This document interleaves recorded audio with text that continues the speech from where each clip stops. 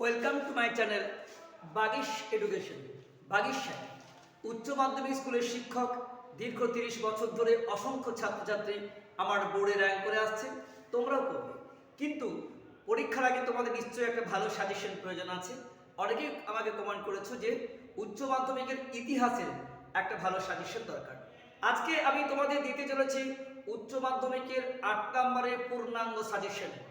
এই 8 নম্বরে তোমরা জানো গোটা বইটা ভিত্তিক 8 × 5 = 40 নম্বর প্রশ্ন তোমাদের লিখতে হয়, বাকি অবজেক্টিভ 40-20 নম্বর প্রজেক্ট। আজকে 8 নম্বরের সমস্ত প্রশ্ন অধ্যায় ভিত্তিক আমি তোমাদের দিয়ে দেবো। তোমরা অবশ্যই আমার এই চ্যানেলটিকে ফলো করো এবং খাতা পেন নিয়ে বসে যাও, নাহলে স্ক্রিনশট নিয়ে নাও। আর প্রত্যেক দিনের মতো বলবো, যারা আমার চ্যানেলের সদস্য হয়েছে তাদেরকে মোস্ট ওয়েলকাম। এখনও যারা সদস্য হওনি তারা অবশ্যই সাবস্ক্রাইব করে বেল আইকন অল ক্লিক করে রাখো এবং অবশ্যই লাইক এবং কমেন্ট করতে ভুলে যেও না, যাতে পরীক্ষার আগে সমস্ত আপডেট তোমাদের আগে পৌঁছে যায়। আমার হোয়াটসঅ্যাপ নাম্বার 9434160271, ফোন নাম্বার আমার 8250-523-657। স্কুল টাইম বাদ দিয়ে যে কোনো সময়ে তোমরা আমাকে ফোন করতে পারো, হোয়াটসঅ্যাপ করতে পারো, আমি তোমাদের সাহায্যের জন্য আছি। যাই হোক, সময় নষ্ট না করে আমি তোমাদের আজকে ইতিহাস উচ্চ মাধ্যমিক যারা পরীক্ষা দিচ্ছে 2024-এ তাদের জন্য টোটাল সাজেশন শুরু করছি।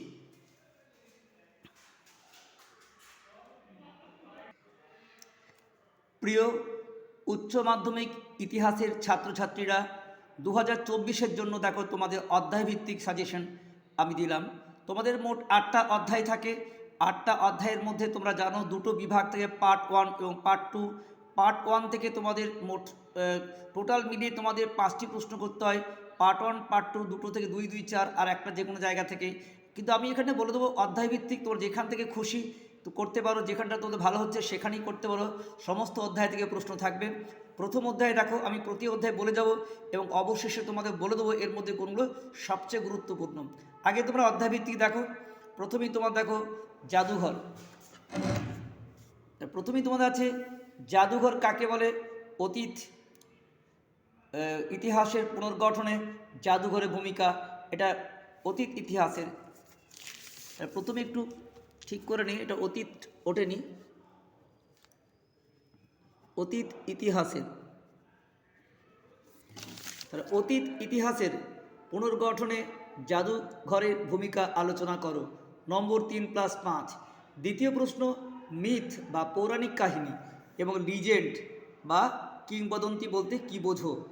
ঠিক আছে, এই অতীত বিষয়ে মানুষের ধারণাকে কিভাবে রূপদান করেছেন। 5+3। তৃতীয় প্রশ্ন দেখো, অতীত স্মরণ করার ক্ষেত্রে কিংবদন্তি বা মিথ এবং স্মৃতিকথার ভূমিকা আলোচনা করো। নম্বরে ভাগ 4+4 = 8। 4 নম্বর প্রশ্ন দেখো, আধুনিক ইতিহাসের লিখন পদ্ধতি সম্পর্কে আলোচনা করো। প্রথম অধ্যায় থেকে এই 4টা প্রশ্ন খুবই গুরুত্বপূর্ণ। দ্বিতীয় অধ্যায় দেখো 1 নম্বরে সাম্রাজ্যবাদ বলতে কি বোঝো। সাম্রাজ্যবাদের উদ্ভবের কারণগুলি আলোচনা করো। নম্বর ভাগ 3+5 = 8। দ্বিতীয় প্রশ্ন, উপনিবেশবাদ ও সাম্রাজ্যবাদের বিষয়ে হবসন ও লেনিনের তত্ত্ব আলোচনা করো। তৃতীয় প্রশ্ন, উপনিবেশবাদ কি, সাম্রাজ্যবাদের সাথে উপনিবেশবাদের সম্পর্ক আলোচনা করো। 4 নম্বর, ঔপনিবেশিক সমাজে জাতি সংক্রান্ত প্রশ্ন ও তার প্রভাব আলোচনা করো।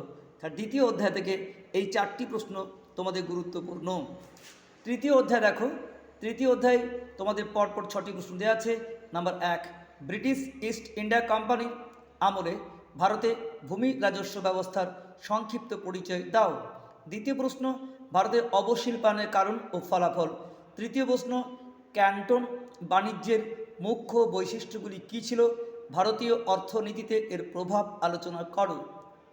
4 নম্বর প্রশ্ন, ঔপনিবেশিক ভারতের রেলপথ প্রবর্তনের উদ্দেশ্য ও প্রভাব আলোচনা করো। 5 নম্বর প্রশ্ন, চিরস্থায়ী বন্দোবস্তের প্রধান শর্তগুলি লেখো, ভারতীয় অর্থনীতিতে এর প্রভাব আলোচনা করো। 6 নম্বর প্রশ্ন দেখো, চীনের ওপর আরোপিত বিভিন্ন অসম চুক্তিগুলির সংক্ষিপ্ত আলোচনা করো। তাহলে তোমরা তৃতীয় অধ্যায় থেকে এই যে 6টি প্রশ্ন এগুলি করবে। আসছে নেক্সট চতুর্থ অধ্যায়। দেখো চতুর্থ অধ্যায় আসছি।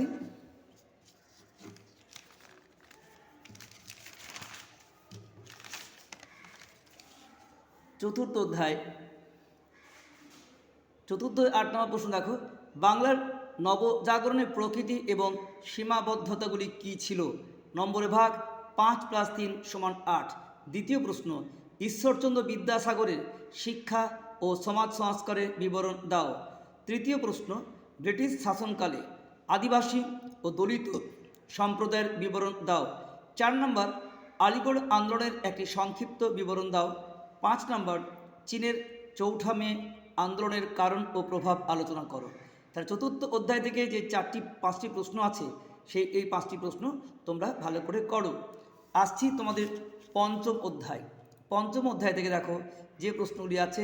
নাম্বার 1, জালিয়ানওয়ালাবাগের হত্যাকাণ্ডের প্রেক্ষাপট কী ছিল? এই ঘটনার গুরুত্ব আলোচনা করো। তোমরা অবশ্যই খাতা পেন নিয়ে লিখতে পারো কিংবা স্ক্রিনশট নিতে পারো, অসুবিধে কিচ্ছু নেই। দ্বিতীয় প্রশ্ন দেখো, রাওলাট আইনের উদ্দেশ্য কী ছিল? গান্ধীজি কেন এই আইনের বিরোধিতা করেছিলেন? তৃতীয় প্রশ্ন, 1909 খ্রিস্টাব্দের মরলে মিন্টো সংস্কার আইনের প্রধান বৈশিষ্ট্য ও গুরুত্ব আলোচনা করো। 4 নম্বর প্রশ্ন দেখো, 1935 খ্রিস্টাব্দের ভারত শাসন আইনের প্রেক্ষাপট ও শর্তাবলী আলোচনা করো। এই আইনের গুরুত্ব কী ছিল? 4+4। 5 নম্বর প্রশ্ন হচ্ছে, লখনৌ চুক্তির শর্ত ও গুরুত্ব আলোচনা করো। তাহলে তোমরা পঞ্চম অধ্যায় থেকে এই 5টি প্রশ্ন ভালো করে করো, এগুলো কিন্তু খুবই গুরুত্বপূর্ণ। তারপর দেখো ষষ্ঠ অধ্যায়, শেষ পর্যায়ে চলে এসেছি ষষ্ঠ অধ্যায়। ষষ্ঠ অধ্যায় থেকে কী কী প্রশ্ন গুরুত্বপূর্ণ? নাম্বার 1, 1942 খ্রিস্টাব্দের ভারত ছাড়ো আন্দোলনের সম্পর্কে একটি নিবন্ধ লিখো। তার প্রথম প্রশ্ন ভারত ছাড়ো আন্দোলন। দ্বিতীয় প্রশ্ন, 1946 খ্রিস্টাব্দের নৌ বিদ্রোহের কারণ ও তাৎপর্য বা ফলাফল একই। তার দ্বিতীয় প্রশ্ন, নৌ বিদ্রোহের কারণ ফলাফল। 3 নম্বর প্রশ্ন, হো চি মিনের নেতৃত্বে ভিয়েতনামের মুক্তিযুদ্ধের একটি সংক্ষিপ্ত বিবরণ দাও। 4 নম্বর প্রশ্ন, কোন পরিস্থিতিতে মিরাট ষড়যন্ত্র মামলা শুরু হয়েছিল এবং এর ফলাফল কী ছিল? 5 নম্বর প্রশ্ন, ক্রিপস মিশনের প্রস্তাবগুলি কী ছিল? ভারতীয়রা কেন এগুলি প্রত্যাখ্যান করেছিল? যারা বুঝতে না পারে বলেছিল প্রত্যাখ্যান, ভারতীয়রা কেন এগুলি প্রত্যাখ্যান করেছিল? আর 6 নম্বর প্রশ্ন, মন্ত্রী মিশন বা ক্যাবিনেট মিশন সম্পর্কে সংক্ষেপে আলোচনা করো। তাহলে ষষ্ঠ অধ্যায় থেকে এই প্রশ্নগুলো তোমরা ভালো করে করো, এই 6টি প্রশ্ন। আসছি তোমাদের সপ্তম অধ্যায়। সপ্তম অধ্যায় দেখো যে প্রশ্নগুলো গুরুত্বপূর্ণ। 1, জোট নিরপেক্ষ নীতি কী ছিল? জোট নিরপেক্ষ আন্দোলনের উদ্দেশ্য বা মূল্যায়ন আলোচনা করো। নম্বর ভাগ 4+4। দ্বিতীয় প্রশ্ন, ঠান্ডা লড়াই বলতে কী বোঝো? ঠান্ডা লড়াইয়ের প্রেক্ষাপট আলোচনা করো। তৃতীয় প্রশ্ন, কিউবার ক্ষেপণাস্ত্র সংকটের সংক্ষিপ্ত পরিচয় দাও। 4 নম্বর প্রশ্ন, ট্রুমান নীতি ও মার্শাল পরিকল্পনা সম্পর্কে সংক্ষেপে লিখো। 4+4=8। 5 নম্বর প্রশ্ন, কোরিয়া যুদ্ধের ফলাফল ও তাৎপর্য কী ছিল? 6 নম্বর প্রশ্ন, 1950-এর দশকে আন্তর্জাতিক রাজনীতিতে কমিউনিস্টদের প্রভাব আলোচনা করো। এবং 7 নম্বর প্রশ্ন, পূর্ব ইউরোপের সোভিয়েতকরণের উদ্দেশ্য কী ছিল এবং বিভিন্ন দেশের এর প্রভাব কী পড়েছিল? তাই সপ্তম অধ্যায় থেকে তোমরা এই 7টি প্রশ্ন ভালো করে করো। শেষ অধ্যায় দেখো অষ্টম অধ্যায়। অষ্টম অধ্যায় থেকে 2টি প্রশ্ন দেওয়া আছে। 1 নম্বর হচ্ছে, উপনিবেশ বলতে কী বোঝো? এর সামাজিক, রাজনৈতিক ও অর্থনৈতিক তাৎপর্য ব্যাখ্যা করো। দ্বিতীয় প্রশ্ন, স্বাধীন ভারতের প্রথম 3টি পঞ্চবার্ষিকী পরিকল্পনার উদ্দেশ্য, লক্ষ্য ও গুরুত্ব আলোচনা করো। 3 নম্বর প্রশ্ন, সার্ক কিভাবে গঠিত হয়েছিল? এর উদ্দেশ্য আলোচনা করো। অথবা প্রশ্ন, সার্কের উদ্ভবের প্রেক্ষাপট আলোচনা করো। 4+4। ষষ্ঠ অধ্যায় থেকে এই অষ্টম অধ্যায় থেকে এই 3টি প্রশ্ন করলেই হবে, খুব গুরুত্বপূর্ণ। তাহলে আমি আরেকবার তোমাদের দেখিয়ে দিচ্ছি পুরো বিষয়ের মধ্যে গুরুত্বপূর্ণ প্রশ্ন কোনগুলো। স্টার্ট দিয়ে দিচ্ছি। প্রথম অধ্যায়ের যেটা করেছো তোমাদের একদম ফার্স্ট অধ্যায়, একদম প্রথম অধ্যায় দেখো যে জাদুঘর কাকে বলে, জাদুঘরের ভূমিকা, এটা কিন্তু খুব গুরুত্বপূর্ণ।